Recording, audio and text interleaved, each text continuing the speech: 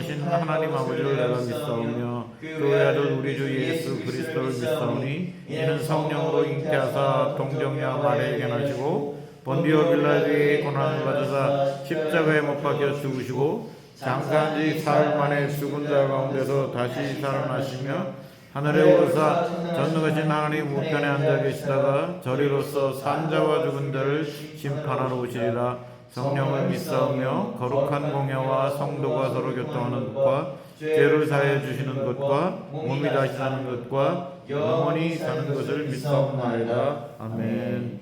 교동은 133번 부활 첫 번째 교동을 읽겠습니다. 제가 먼저 읽겠습니다.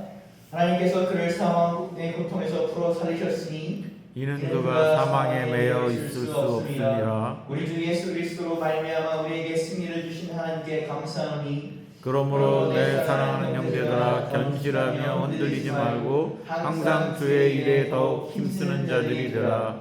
이 말을 할 때에 예수께서 친히 그들 가운데 서서 이르시되 너희에게 평강이 있을지어다 하시니 그들이 놀라고 무서워하여 그 보는 것을 영으로 생각하는지라. 예수께서 어찌하여 두려워하며 어찌하여 마음에 의심이 일어났느냐. 내 손과 발을 보고 나인 줄을 알라. 또 나를 만져보라. 영은 살과 뼈가 없으되 너희 보는 바와 같이 나는 있느니라. 그러나 이제 그리스도께서 죽은 자 가운데서 다시 살아나사 잠들은 자 천전자가 되셨도다. 예수께서 이르시되 나는 부활이요 생명이니 나를 믿는 자는 죽어도 살겠고 무릇 살아서 나를 믿는 자는 영원히 죽지 아니리라. 이것을 너희가 믿느냐. 이르되 주여 그러하외다. 주는 그리스도시요 세상에 오시는 하나님의 아들이신 줄 내가 믿나이다. 하나님께서 오늘 우리에게 주신 말씀은 요한복음 20장 11절에서 19절입니다. 요한복음 20장 11절에서 19절입니다. 한 절씩 교독하실 때에 회중께서는 짝수절을 읽어주시고 홀수는 제가 읽겠습니다. 마리아는 무덤 밖에 서서 울고 있더니 울면서 구부려 무덤 안을 들여다보니 흰 옷 입은 두 천사가 예수의 시체 뉘었던 곳에 하나는 머리편에 하나는 발편에 앉았더라. 천사들이 이르되 여자여 어찌하여 우느냐. 이르되 사람들이 내 주님을 옮기다가 어디 두었는지 내가 알지 못함이다. 이 말을 하고 뒤로 돌이켜 예수께서 서 계신 것을 보았으나 예수신 줄은 알지 못하더라. 예수께서 이르시되 여자여 어찌하여 울며 누구를 찾느냐 하시니 마리아는 그가 동산직인 줄을 알고 이르되 주여 당신이 옮길 것을 어디 두었는지 내게 이르소서. 그리하면 내가 가져가리이다. 예수께서 마리아야 하시거늘 마리아가 돌이켜 히브리 말로 라꾸니 하니 이는 선생님이라 하는 말이라. 예수께서 이르시되 나를 붙잡지 말라. 내가 아직 아버지께 올라가지 아니하였노라. 너는 10절 읽겠습니다. 너는 내 형제들에게 가서 이르되 내가 내 아버지 곧 너희 아버지 내 하나님 곧 너희 하나님께로 올라간다 하시니라. 막달라 마리아가 가서 제자들에게 내가 주를 보았다 하고 또 주께서 자기에게 이렇게 말씀하셨다 이르니라. 같이 읽겠습니다. 이날 곧 안식 후 첫날 저녁 때에 제자들이 유대인에게 두려워하여 모인 곳에 문을 두드려 닫았더니 예수께서 오사 가운데 서서 이르시되 너희에게 평강이 있을지어다. 아멘. 할렐루야. 오늘은 우리가 예수님께서 부활하신 부활절입니다. 교회에서 흔히 사용하는 말이 할렐루야인데 말씀드린 것처럼 이 사순절 기간에 할렐루야라는 말을 금합니다. 그리고 이 40일간을 꼭 참다가 예수께서 부활하신 오늘 우리가 비로소 할렐루야라는 말을 합니다. 이 부활절은 사실 예수님께서 부활을 이기시고 다시 살아나신 것을 기념하는 날입니다. 교회에서 많은 우리가 절기가 행사가 있지만 교회에서 가장 큰 절기는 부활절입니다. 사실 처음 초기 기독교가 이제 시작되었을 때는 크리스마스 성탄절의 개념은 없었습니다. 이들에게 있어서 사실 예수님께서 오신 날보다는 예수님께서 다시 살아나신 날 그리고 다시 오리라고 약속하신 날이 중요한 때문에 이 모든 교회는 이 초대교회에서 가장 중요한 절기는 부활절이었고 부활절을 기준으로 이 부활하신 날을 기준으로 40일을 사순절을 하고 그 모든 거가 부활절 기준으로 절기가 맞다고 됩니다. 그리고 교회가 이제 어느 정도 성립이 돼가면서 이거와 동일한 형식으로 크리스마스 성탄절을 하고 그 다음에 40일을 우리가 대림절, 강림절로 지키게 되는 겁니다. 이 교회에서 가장 중요한 날이 이 부활절은 우리 오늘 교회에 있어서 어떻게 보면 어린 학생들에게나 뭐 교인들에게는 제가 금요일 어느 곳을 갔는데 교인분들인 것 같습니다. 이 교인분들인데 그 저녁 예배 전에 그런 얘기를 하시더라고요. 우리가 부활절을 앞서서 계란을 한 바가지를 사놨으니 우리 와서 내일 가서 토요일 날 계란 포장해야 된다는 거죠. 누군가에게는 부활절은 계란 먹는 날로 여겨집니다. 그러나 사실 부활절은 이 단순히 계란 먹는 날이 아니라 우리의 죄를 대신하시고 예수께서 살아나셨다는 날, 그리고 여기서 그치는 것이 아니라 우리에게 다시 오신다는 약속의 날입니다. 우리가 믿는 신앙은 죽음에서 부활해서 그걸 끝나는 것이 아니라 다시 우리에게 오신다는 날입니다. 그래서 절망의 끝이 아니고 소망으로 이루어지고 눈물이 기쁨으로 이루어지는 것이 부활의 의미입니다. 우리가 아는 요한복음 20장 말씀처럼 예수님께서는 부활하신 예수님은 오늘도 우리를 찾아오셔서 우리의 이름을 부르시고 만나주시는 분입니다. 그 부활하신 주님께서 오늘도 여러분을 만나주시는 은혜가 있기를 소망합니다. 아멘. 예수님께서 십자가에서 다 이루었다라고 숨을 거두신 것이 오후 3시에 금요일 오후 3시였습니다. 유대인들 시간 금요일 오후 9시에 십자가에서 못 박히셨고 12시에 그 고통의 결정이 달했고 오후 3시에 돌아가셨습니다. 성경에 나온 아리마대 사람 요셉이라는 사람과 니고데모가 예수님의 시신을 거두어 이 예수님을 새 무덤, 쓰지 않는 새 무덤에 장사했습니다. 유대인들은 시신을 돌 무덤에 장사하는 습관이 있었기 때문에 아마 예수님께서 잡혀 돌아가신 급작스럽게 처형됐다는 걸 보면 이들이 예수님을 위해서 무덤을 준비할 시간은 없었을 것입니다. 아마 이 무덤이 굉장히 크고 좋은 돌 무덤이었다라는 기록에 따르면 이 아리마대 사람 요셉과 니고데모가 그 당시에 굉장히 그 사내들이 공의에 참여하는 굉장히 고위층 유대인인 걸 살펴봤을 때 이들이 자신이나 혹은 자기의 친지들을 위해서 미리 준비해놓은 돌 무덤을 예수님의 시신을 매장하기 급히 내놓았을 확률이 높습니다. 그들은 매우 서둘러서 예수님을 매장해 했습니다. 왜냐하면 예수님께서 돌아가신 날짜가 금요일 오후 3시입니다. 이날은 안식일의 하루 전날입니다. 유대인 율법에서 안식일은 정말 아무것도 할 수 없는, 정말 내 재산인 소가 강물에 떠내려가도 그것을 구할 수 없는 그런 날이었기 때문에 이 안식일 전에는 장례를 마무리했습니다. 이 장례를 마치기 전에는 예수님은 어쨌든 이 죄인으로 돌아가셨기 때문에 단순히 묻는 것이 아니라 로마에다가 허락을 구해야 되고 매우 복잡한 절차가 남았습니다. 정말 아리마대 사람 요셉과 니고데모라는 사람이 유대에서 정말 한 그 목소리가 꽤 큰 사람이었기 때문에 이들이 장례를 지을 뿐이지 빌라도한테 가서 그렇지 않았으면 예수님의 시체는 정말 우리가 정말 내버린다 그러죠. 그럴 만큼 안 좋은 결과를 맞는 것이었습니다. 금요일날 이제 장례를 마친 후에 다음날 대제사장과 바리새인들이 빌라도를 찾아갑니다. 이들은 예수님의 시신을 직접 파수꾼을 요청합니다.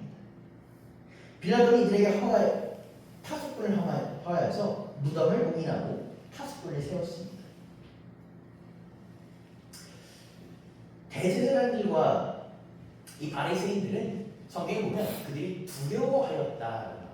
무엇이 두려워하였느냐? 예수님께서 혹여 말씀하신 대로 살아날까 봐, 부활할까. 사실 이것보다 더 정확히 얘기하면 예수님의 제자들이 시신을 훔쳐서 예수님이 살아났다라고 얘기할까 봐 선동할까 봐 쉽게 그들 입장에서 그것을 두려워했습니다.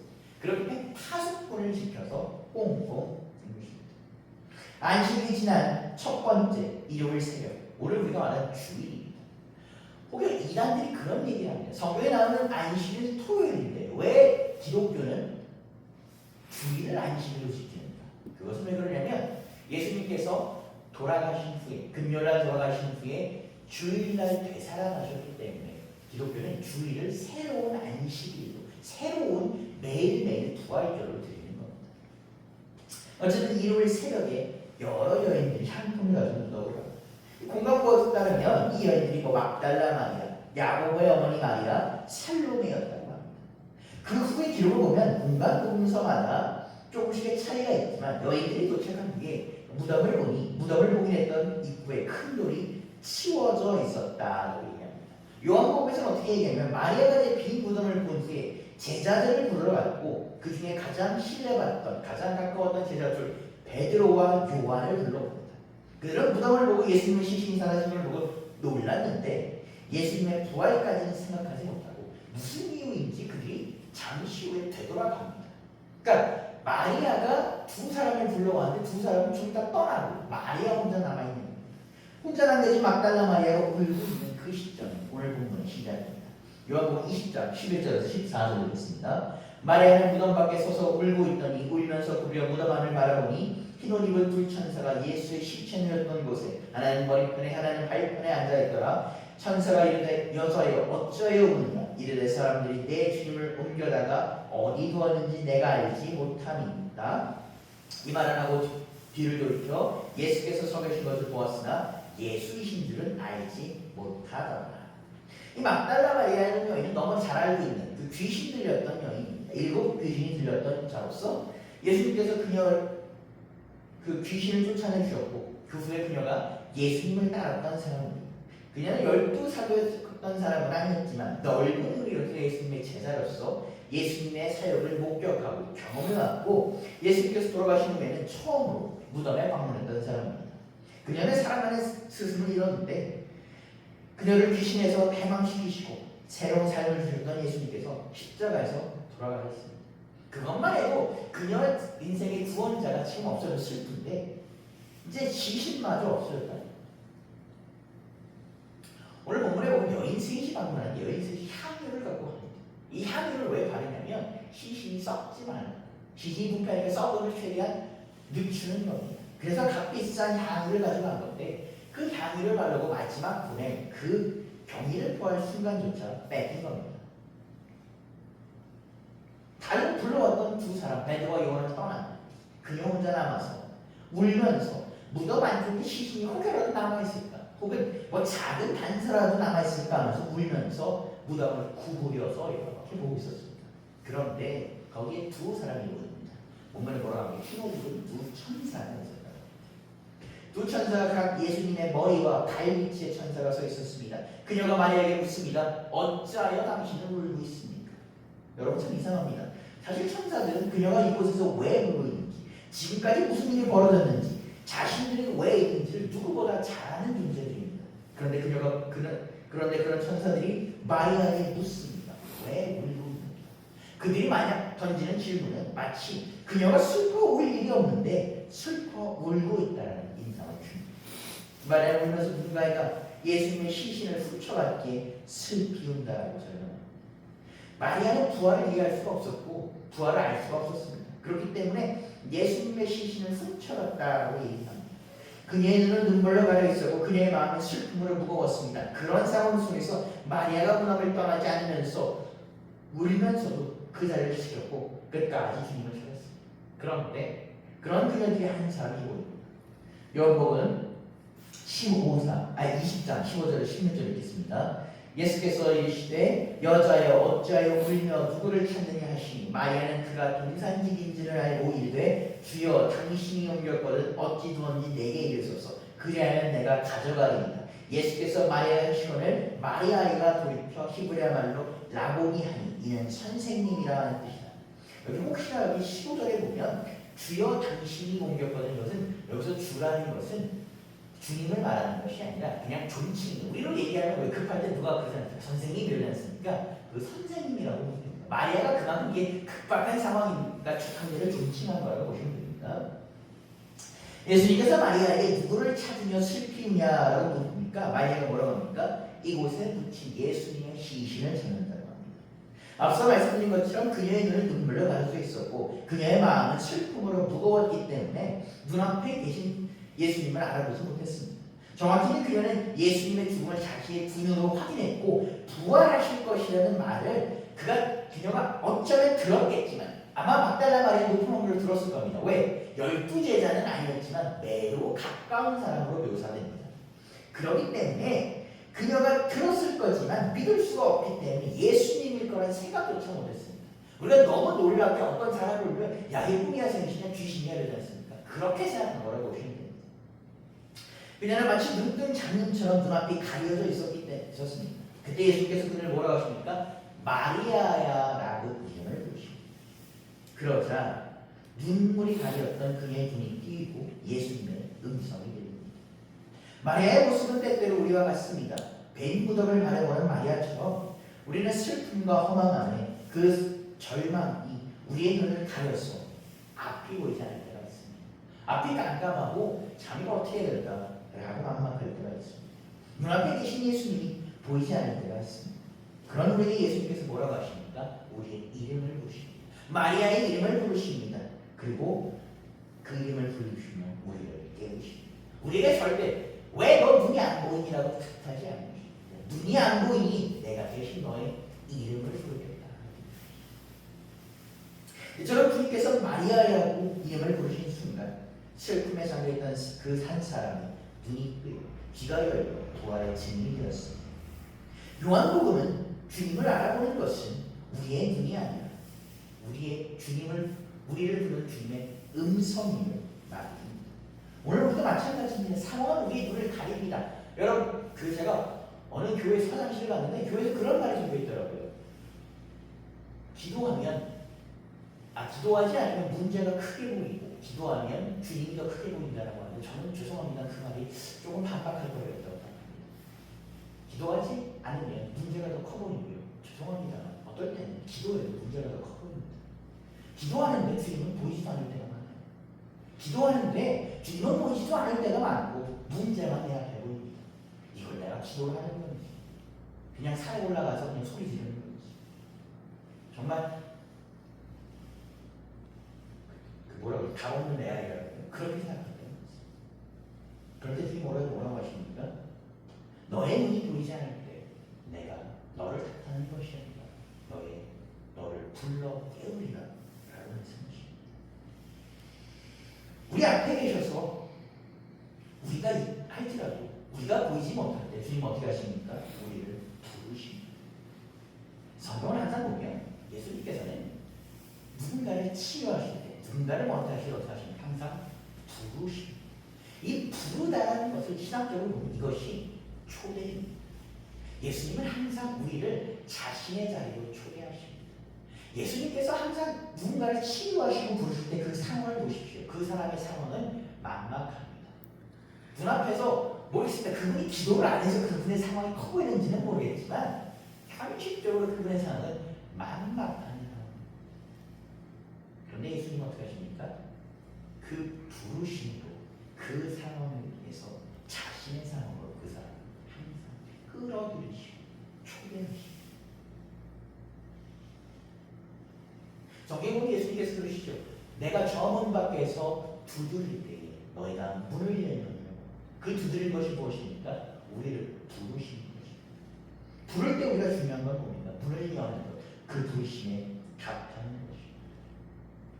눈물을 넘어 주님의 음성을 듣는 것, 절망을 넘어 주님을 앞에 보는 것, 그리고 마리아처럼 그렇게 주님의 음성을 만나 주님을 살아가신 여러분 되시고 주님을 축복합니다. 아멘. 예수님을 만난 마리아는 자신이 부활한 예수님을 보았음을 제자들에게 선포합니다. 요한복음 20장 18절에서 19절 읽겠습니다. 막달라 마리아가 가서 제자들에게 내가 주님을 보았다 하고 또 주께서 자기에게 이렇게 말씀하였느라 이르십니다. 이날 곧 안식 후 첫날 저녁 때 제자들이 유대인들을 두려워하여 모인 것들의 문들을 닫았으니 예수께서 오다 가운데 서서 이르시되 너희에게 평강이 있을지어다. 예수님의 부활을 목격한 이 막달라 마리아는 기쁜 소식을 곧장 제자들에게 전합니다. 막달라 마리아의 뉴스를 전해들은 제자들의 반응은 천차만별했지만 대부분 예수님의 부활을 믿지 못했습니다. 일부는 마리아가 거짓말을 한다고 야 저것이 예전에 귀신 들렸다만 드디어 충격에 미쳤구나. 혹은 부활하시고 우리에게 먼저 모습을 보이시지. 저기 마리아에게 먼저 모습을 보셨던 라고 생각했을 수 있습니다.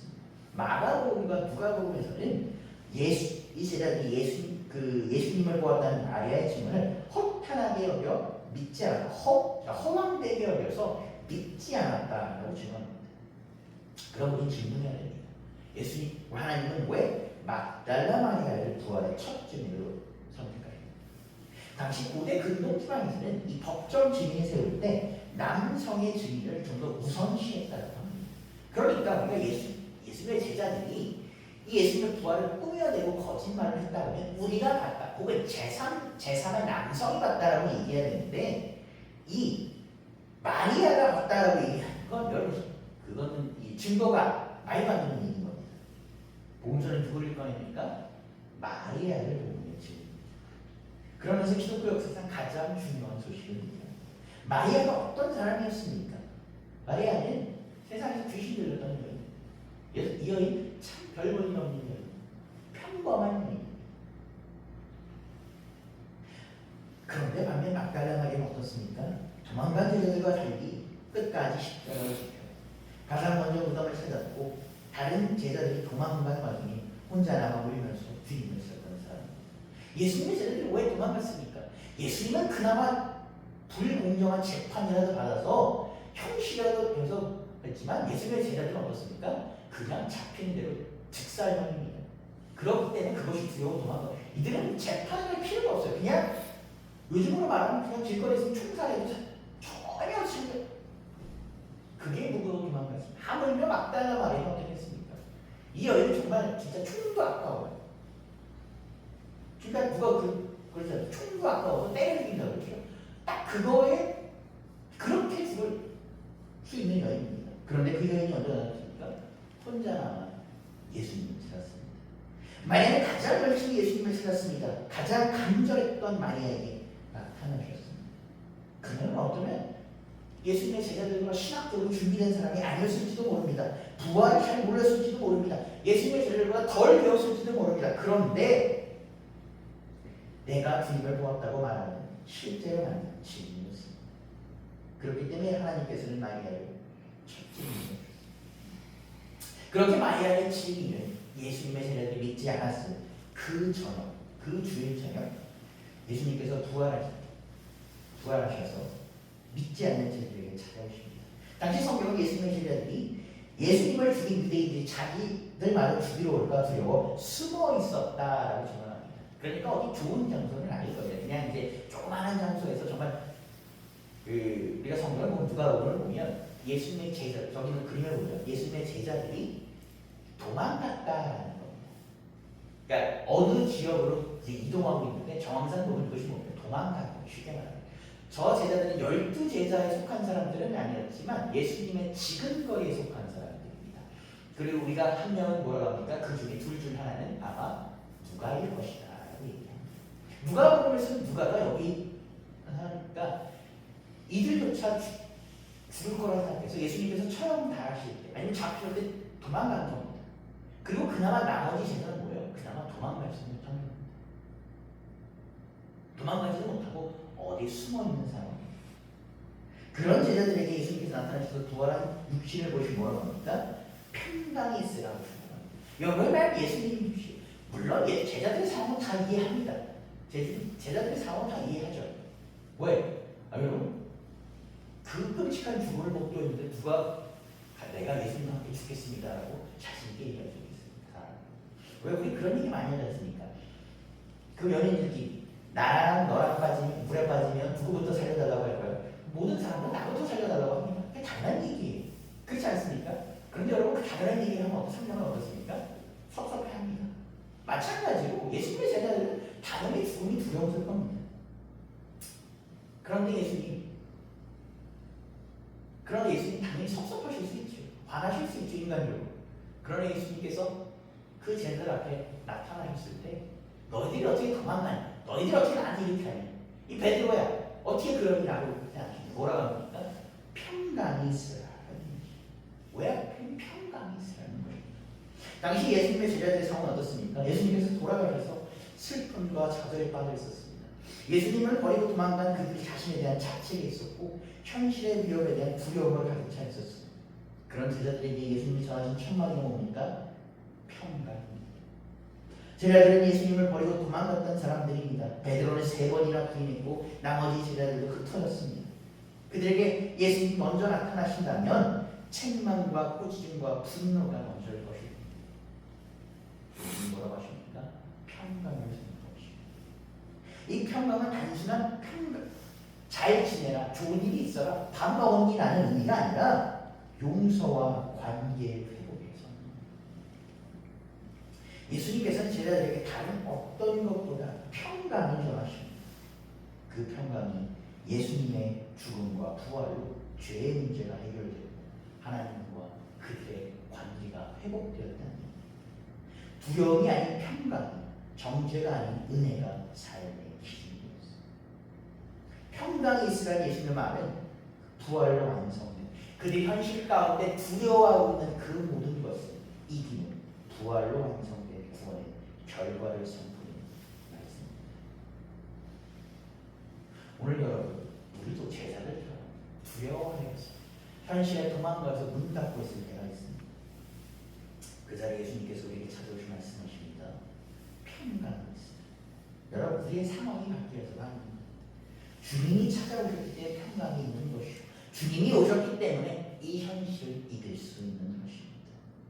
그렇기 때문에 주님은 우리에게 평강을 전하시는 것입니다. 예수님의 평강을 전한 첫인사는 단순한 인사가 아니라 두려움을 멈추게 하는 것이고 우리의 죄책감을 씻어내는 것이고 우리의 새 삶을 시작하게 하는 말씀. 평강이 우리 가운데 임하여서 닫혀있던 마을의 문이 열리고 다시 살아가는 믿음의 자리가 되기를 바랍니다. 이제 여러분, 우리는 선택 가운데 있습니다.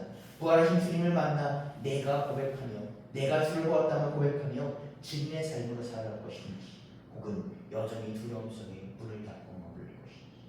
요한복음이 우리에게 말하는 것은 분명합니다. 주님은 두려움 가운데 숨어있는 자들에게 찾아오셨습니다. 그들에게 평강을 주십니다. 그리고 그들이 그 평강으로 두려움을 이기고 그 문을 나가 다시 한번 세상과 싸울 준비를 하게 하십니다. 사랑하는 성도 여러분, 오늘은 부활절입니다. 그리스도께서 살아나셨습니다. 여러분, 기쁜 날입니다. 우리 이 날에 우리 달걀 먹으면서 전가하면서 기뻐합니다. 우리가 이 기쁜 날입니다. 고린도전서는 이 부활절을 뭐라고 얘기하냐면 고린도서 15장 20절 읽겠습니다. 그러나 이제 예수께서 죽은 자 가운데 다시 살아나서 잠자는 자들의 첫 열매가 되셨다. 부활은 과거의 사건. 사도 바울이 이렇게 얘기합니다. 주님께서 살아나지 않으셨다면 그리고 지금까지 계시지 않았다면 다 쓸모없는 것이다.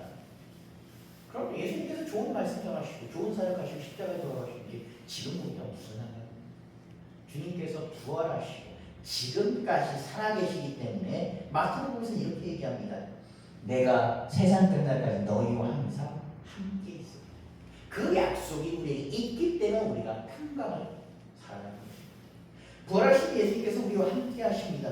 막달라 마리아처럼 우리가 부활하신 주님을 만나야 합니다. 이름을 부르는 음성을 들어야 합니다. 그리고 우리가 그 부활의 천멸면을 경험해야 합니다. 부활에 있는 우리의 삶을 변화시키고 우리의 슬픔을 기쁨으로 우리의 두려움을 평강으로 바꾸기를 기도해야 합니다. 2000년 전 제자들에게 말씀하신 주님은 우리와 오늘 동일하게 말씀하십니다. 너희에게 평강이 있을지어다. 이 말씀을 붙들고 더 이상 과거에 묻지 않고 우리는 두려움에 갇히지 않고 부활하신 주님과 함께 살아야 합니다. 마리아처럼 주님을 만나 증인으로 제자들처럼 회복된 사람으로 그 평강을 가지고 여러분 살아가시는 여러분과 저가 되시기를 주님의 이름으로 축복합니다. 아멘. 기도하시겠습니다. 사랑하신 하나님 아버지, 눈물 가운데 있던 마리아를 찾아오셔서 이름을 부르시고 그녀의 눈물을 닦아주시고 만나신 주님을 찬양합니다. 주님, 우리의 삶 가운데서 슬픔과 혼란 속에서도 주님을 보지 못하고 울고 있을 때가 많습니다. 주님, 주님의 이름보다 우리 삶의 문제가 훨씬 더 커 보입니다. 주님, 그럴 때마저 우리를 외면하지 않으시고 우리를 다가오시고 설사 우리가 보지 못한다면 우리를 불러서라도 깨우시는 그런 주님을 믿습니다. 주님, 우리의 눈이 슬픔으로 눈물로 가려있습니다. 주여, 우리의 이름을 불러 우리를 깨우게 하소서.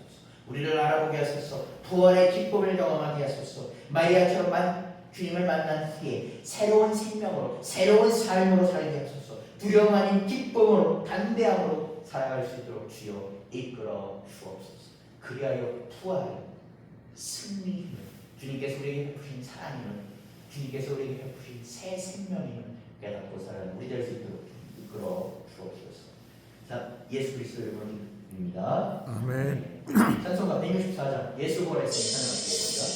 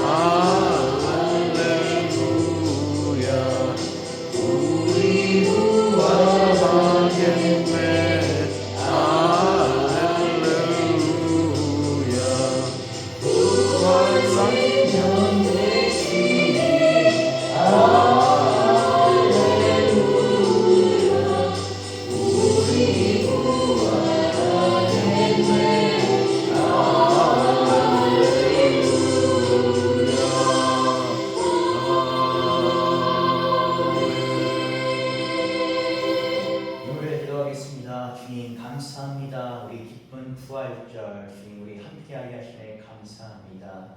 주여 40일 주님의 고난에 참여하는 동안 주여 많은 일이 있었고 그 끝을 기쁨으로 맺으시네 주님 감사드립니다.